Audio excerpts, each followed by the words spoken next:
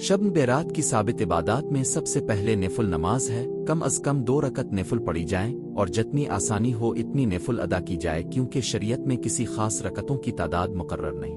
دوسرے، دل سے سچی توبہ کرنا بہت ضروری ہے، اپنے گناہوں پر ندامت محسوس کریں اور زیادہ سے زیادہ استغفار کریں۔ تیسری، قرآن پاک کی تلاوت کریں، جتنا حصہ آسانی سے پڑھ سکے وہ پڑھ لیں۔ چوتھی، نبی کریم پر کثرت سے درود بھیجیں۔ پانچویں، اپنی والدین، اہل خانہ اور پوری امت مسلمہ کے لیے دنیا اور آخرت کی بھلائی کی دعائیں کریں، کیونکہ یہی شب بیرات کی اصل اور ثابت عبادت ہے۔ شب بیرات کے نام پر کچھ ایسے اعمال بھی رائج ہو گئے ہیں جو شریعت سے ثابت نہیں، اس لیے ان سے بچنا ضروری ہے۔ اس رات کو خاص سمجھ کر حلوہ کوئی اور کھانا بنانا، آتش بازی کرنا، چراغاں کرنا، مخصوص رسمیں ادا کرنا دین کا حصہ نہیں۔